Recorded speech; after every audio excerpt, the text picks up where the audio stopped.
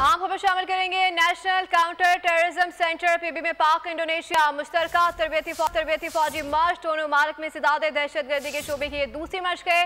ISPR के मुताबिक एक हफ्ता तवील मश्क एलिंग स्ट्राइक 2 का आगाज 8 सितंबर से हुआ है। मजीद जानते हैं नुमाइंदा खुसूसी सलमान अवान से। जी सलमान, आगाह कीजिएगा, क्या डिटेल्स आ रही हैं?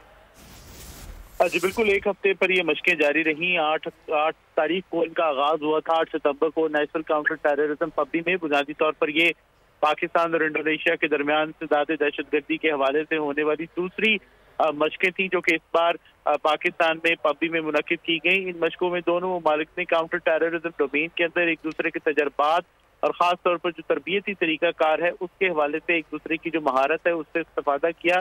जो इख्तितामी तकरीब है वो भी काउंटर टेररिज्म सेंटर पबजी में मुनक्किद की गई, जिसमें GOC 17 डिवीजन मेहमान खुसूसी थे। इंडोनेशिया के दिफाई ताशी ने भी खुसूसी तौर पर इख्तितामी तकरीब में शिरकत की। और उसके हवाले से ISPR का कहना है कि इन मशकों के दौरान दोनों ममालिक की फोर्सेज की जानिब से बेहतरीन पेशा वाराना महारत का मुजाहरा पेश किया गया, जो कि इस बात का गम्माज है कि पाकिस्तान और इंडोनेशिया दोनों बरादर ममालिक हैं, इस्लामी ममालिक हैं, और दोनों के दरमियान तरबियती सतह के ऊपर खास तौर पर इंसदाद दहशतगर्दी की हम बात करें तो उसमें ताउन जो है मजीद फरोग पा रहा है। जी ठीक है। National counter terrorism centre PUBG में पाक इंडोनेशिया मुश्तरका तरबियती फौजी मश्क का आगाज हो गया। नुमाइंदा खुसूसी सलमान अवान आगाह करे थे, आपका शुक्रिया।